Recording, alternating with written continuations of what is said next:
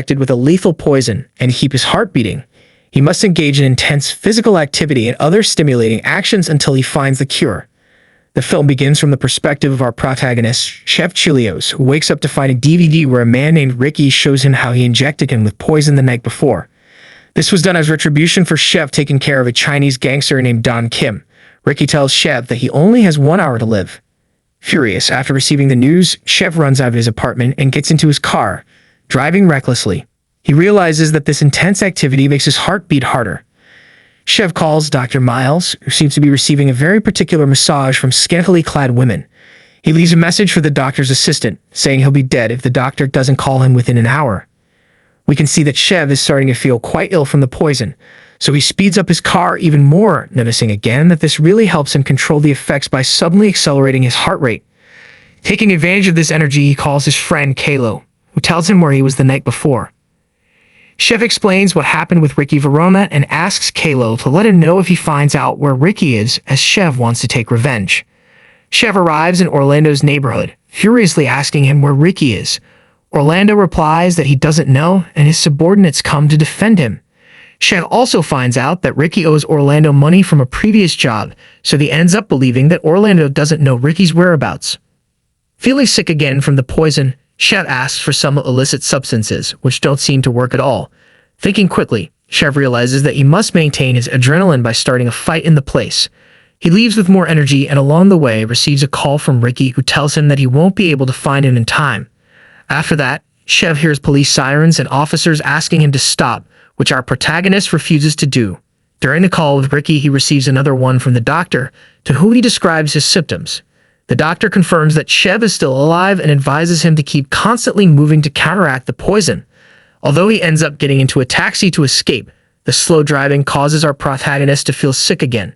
He asks the driver to turn up the music to stay active. Chev later arrives at a store that he decides to rob, taking anything that can speed up his heart. He calls his girlfriend Eve, who directs him to check his mailbox. Returning to the taxi, he asks the driver to go to Beverly Hills. We now see the penthouse of Carlito, Chev's boss, who sent him on the job to eliminate Don Kim. Chev manages to talk to his boss inside the pool, who tells him that there's nothing he can do for him since things got very complicated after Chev's work. He leaves the place furious, with the taxi driver refusing to let him in because he's wet. Taking advantage of his fury, Chev seals the man's taxi. Along the way, Chev receives another call from Dr. Miles, who tells him that the poison has a kind of adrenaline inhibitor, so he must work even harder to maintain his active adrenaline. The doctor tells him that he needs to get some syringes with artificial adrenaline to extend his life further. Chev's new mission is to find exactly 5 milliliters of epinephrine to inject himself and counteract the adrenaline inhibitors in his body. Kalo calls Chev to let him know that he has just seen Ricky's brother enter a hotel. Chev arrives at the place ready to confront him.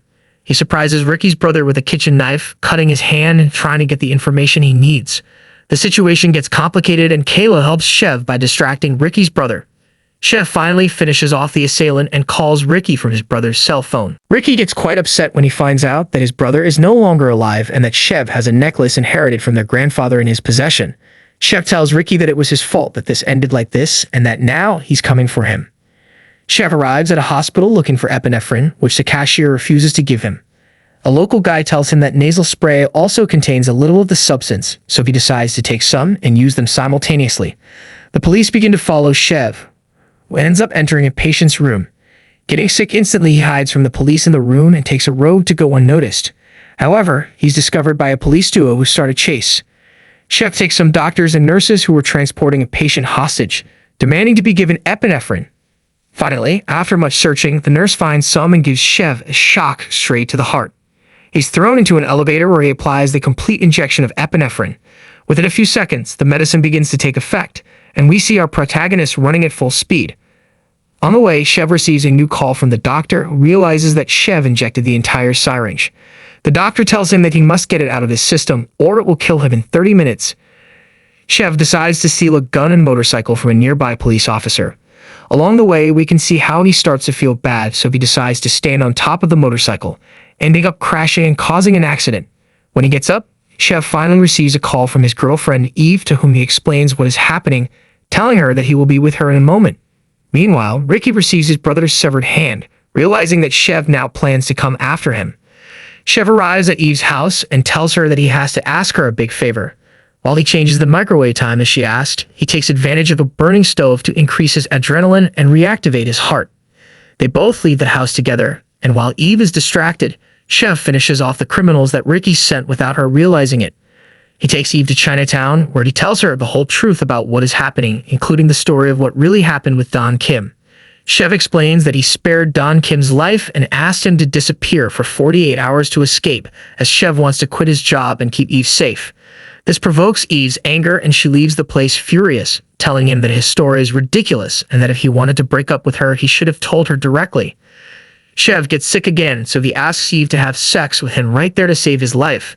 At first, she seems reluctant, but after a bit, she becomes willing to save his life in front of all the surprised onlookers. During the act, Chev receives another call from Kalo, who tells him that he finally has Ricky's location, giving him the address. On his way, the taxi driver gives Chev some kind of Haitian medicine.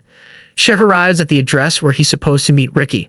He manages to find a guy guarding the roof of the place, whom he throws off, and then enters to find Kalo's body. He learns that the one who planned this was Don Carlos, not Ricky, because Chev has been destroying everything in his path, causing a bad image for the organization. While Chev talks to the thugs, he sees Eve go up to the building in an elevator, thus starting a shootout. He goes down to a textile factory where he takes care of another of Carlos's men and then leaves the place with Eve. During the escape, Chev takes care of two of Carlos's subordinates. A new chase begins with the thugs pursuing the couple. Eve, realizing that everything Chev told her was true, proceeds to help him again with his adrenaline problem by giving him a massage while he finishes off their pursuers. Eve tells him that she won't be able to finish what she was doing to him since every time she does that, he ends up falling asleep, causing Chev's fury. Chev goes down to finish off Carlos's last employee. Later, he receives a call from his doctor who tells him that he has been waiting for him in his office for half an hour. When Chev arrives at the office, the doctor tells him that he can't believe he's still alive since after everything that happened, his heart should have stopped. The doctor explains that what Chev is doing to remove the poison is only a temporary fix and that he will eventually fall into a coma. Chev asks the doctor if he knows the cure, to which he replies that he doesn't. Chev then asks him to inject medications that will give him a good sleep before leaving, which he refuses, saying that's not really what he wants. He tells the doctor to give him an extra hour of life. We now cut to Ricky, who watches the news of the chaos Chev has left around the city. Later, Ricky receives a call from Chev, who offers him a deal to exchange the necklace that his brother had for the antidote. They make an appointment for the exchange. Chev arrives at the place ready to make the deal, also seeing that he now has a remedy thanks to his doctor that will give him an extra hour to live. Although apparently the medications are starting to give him hallucinations as he hears all the people he has encountered and ends up seeing himself. Chev finally arrives at the apartment where he will make the deal with Ricky, finding him with Carlito. They take away the epinephrine bomb that he was carrying. Carlito takes out a new syringe with the previous poison. Before this, Chev begins to point his finger at the group, pretending to shoot one of the guards, which apparently works since the guard ends up falling with a real shot. They realize that the shooter was one of Don Kim's employees, so a battle between gangs begins. Even SWAT arrives at the place to try to stop the fight. The place begins to get out of control, with Ricky even losing a couple of fingers while Carlito escapes. We also see how Chev begins to feel bad, which makes his aim worse while he was trying to finish off Ricky. A helicopter arrives to extract the boss. Just before going up, he's intercepted by Chev but ends up receiving the syringe with the poison from Ricky. Quite annoyed at receiving orders, Ricky ends up finishing off Carlito and asks the helicopter to take off and leave the place. Chev manages to recover by holding on to the helicopter where he begins to struggle with Ricky. Ricky takes Chev before jumping out of the helicopter. Chev finally finishes him off, deciding to call Eve and seeing that there is no escape, leaves her a message before falling. He bounces off a car and lands on the pavement, although we can see and hear that Chev's heart continues to beat, and that's how the movie ends. But what happened next? To know that, please check out my previous video where I already recapped the second part of this movie. Thanks for watching this recap. If you enjoyed it, don't forget to comment below and tell me what movie or series you want me to recap next.